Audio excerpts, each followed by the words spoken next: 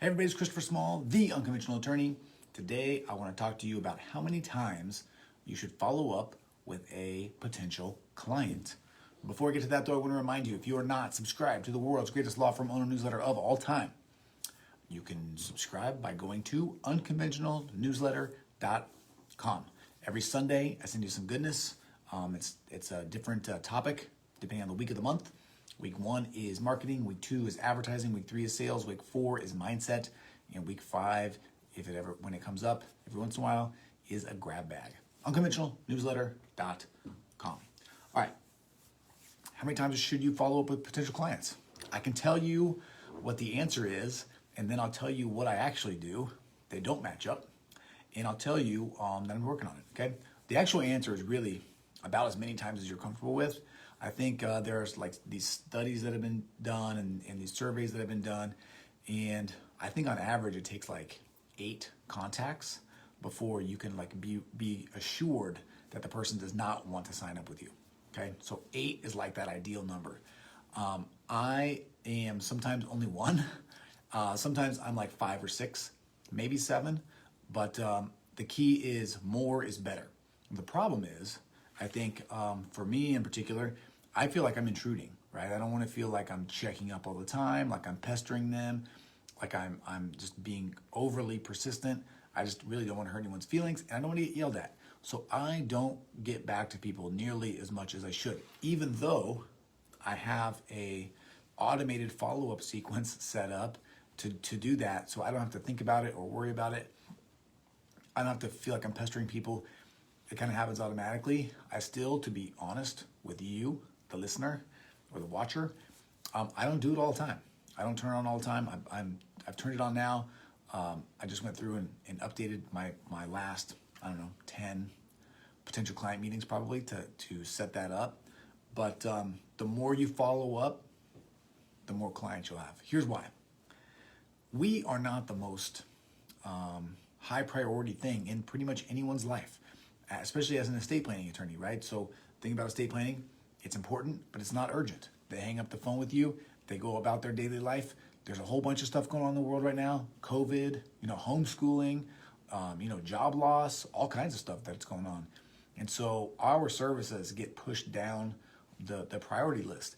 And the only way to get them back up the priority list is to remind them that you exist. The other thing to remember too is, with all of these different touches, that you will be catching people often at different times of attention that they have to give to something.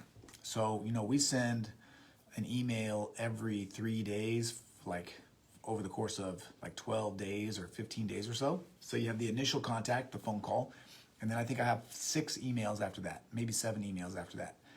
And the reason I send so many is because I know that some just won't be opened, that some will be opened and glanced at, and they'll think, oh, I should do that, and then they'll move on. I'm trying to just catch them at different times, sort of during the week, in their life, like all the time, to try to find that time when they're like, oh yeah, I'm in. And by the way, I send this email sequence out in 2 separate occasions. Occasion number 1 is if somebody says they're going to think about it, but I also turn this sequence on. It's a different sequence because the words are slightly different. But I send this sequence out as well when someone says they want to sign up, and I send them a fee agreement. So I send them a fee agreement. I put this drip on. It basically just says, hey, just checking in. Did you get the agreement? Do you have questions? Sign that sucker. And that significantly increases the number of people that end up actually signing up with me. And if you are doing any number of meetings, any sort of level of meetings, then you will know that there are a certain percentage of people that say they will sign up, and they just literally just fall away. They just ghost you. And I think sometimes that's simply because they get busy and they forget about it. So follow up a lot. You cannot follow up too much. And part of that's just mindset. It's your own fault. People don't get grumpy as long as you do it in a respectful way.